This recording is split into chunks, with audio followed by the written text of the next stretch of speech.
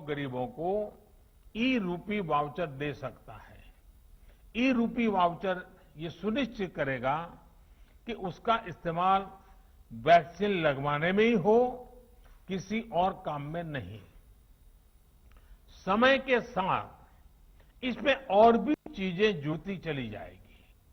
जैसे कोई किसी के इलाज पर खर्च करना चाहता है, कोई टीबी के मरीज को सही दवाओं और भोजन के लिए आर्थिक मदद देना चाहता है, या फिर बच्चों को, गर्भवती महिलाओं को भोजन और पर्यावरण से जुड़ी दूसरी सुविधाएं पहुंचाना चाहता है, तो ई रूपी उनके लिए बहुत मददगार साबित होगा। यानी ई रूपी एक तरह से पर्सन के साथ साथ पर्पज स्पेसिफिक भी है। जिस मकसद से कोई मदद या कोई बेनिफिट दिया जा रहा है, वो उसी के लिए प्रयोग होगा। ये ई रूपी सुनिश्चित करने वाला है। कोई अब अगर चाहेगा कि वो वृद्धाश्रम में 20 नए बेड लगवाना चाहता है, तो ई रूपी वाउचर उसकी मदद करेगा। कोई किसी क्षेत्र में 50 गरीबों के लिए भोजन की व्यवस्था करना चाहता है, तो ई रूपी वाउचर उसकी मदद करेगा। अगर कोई गौशाला में चारे की व्यवस्था करना चाहता है, तो ई रूपी वाउचर उसकी भी मदद करेगा। इसे अगर राष्ट्रीय परिप्रेक्ष्य में देखें, तो अगर सरकार द्वारा किताबों के लिए पैसा भेजा गया है, तो ई रूपी ये सुनिश्चित करेगा कि किताबें ही खरीदी जाएं। अगर यूनिफॉर्म के लिए पैसा भेजा है, तो उससे यूनिफॉर्म ही खरीदी जाए। अगर सब्सिडाइज खाद के लिए मदद की है, तो वो खाद खरीदने के लिए ही काम आए। गर्भवती महिलाओं के लिए दिए गए कैश से सिर्फ पोषक आहार ही खरीदा जा सके, यानी पैसा देने के बाद हम उसका जो इस्तेमाल चाहते हैं, ई रूपी वाउचर उसे सिद्ध करेगा। साथियों, पहले हमारे देश में कुछ लोग चाहते थे कि टेक्नोलॉजी, और वो कहते भी थे कि टेक्नोलॉजी तो केवल अमीरों की चीज है, भारत तो गरीब देश है, इसलिए भारत के लिए टेक्नोलॉजी का क्या काम। जब हमारी सरकार टेक्नोलॉजी को मिशन बनाने की बात करती थी, तो હવે સીધા જે લાઈવ જ્યાં પ્રધાનમંત્રી નરેન્દ્ર મોદી સંબોધન કરી રહ્યા છે। आज ये डिजी लॉकर से मुमकिन है।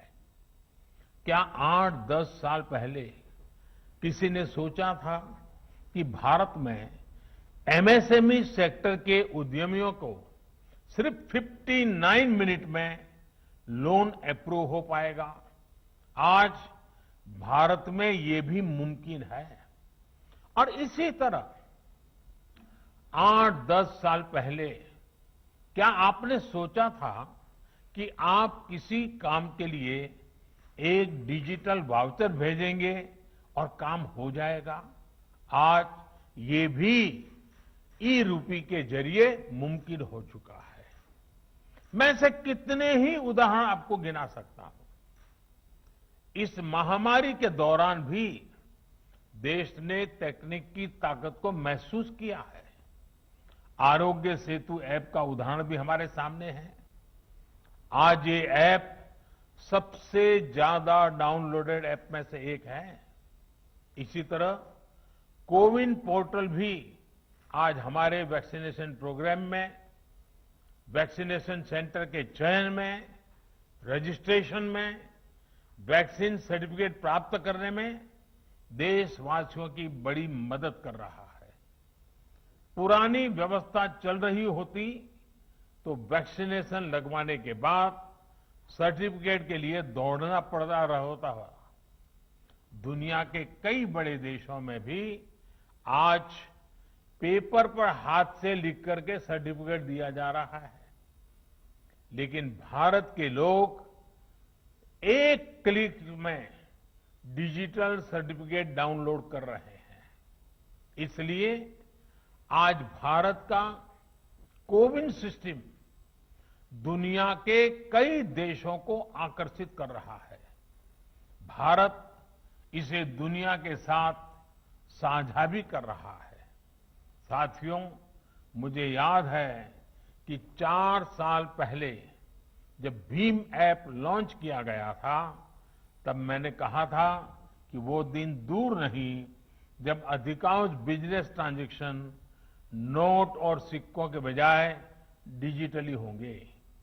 तब मैंने ये भी कहा था कि इस बदलाव से सबसे अधिक गरीबों, वंचितों, छोटे व्यापारियों, किसानों, आदिवासियों का सशक्तिकरण होगा, वो एम्पावर होंगे। आज हम ये साक्षात अनुभव कर रहे हैं। हर महीने यूपीआई ट्रांजैक्शन के नए रिकॉर्ड बन रहे हैं। जुलाई महीने में 300 करोड़ से अधिक ट्रांजैक्शन यूपीआई से हुए हैं, जिसमें 6 लाख करोड़ रुपए का लेन देन हुआ है। आज चाय, जूस और फल सब्जी का ठेला लगाने वाले भी इसका उपयोग कर रहे हैं। वहीं भारत का रुपे कार्ड भी देश का गौरव बढ़ा रहा है। सिंगापुर, भूटान में भी इसे लॉन्च किया जा चुका है। आज देश में 66 करोड़ रुपए कार्ड हैं और देश में हजारों करोड़ रुपए का ट्रांजैक्शन रुपे कार्ड से भी हो रहा है। इस कार्ड ने गरीब को भी सशक्त किया है। उसे इस भावना से भरा है कि वो भी अपने पास डेबिट कार्ड रख सकता है, उसका इस्तेमाल कर सकता है।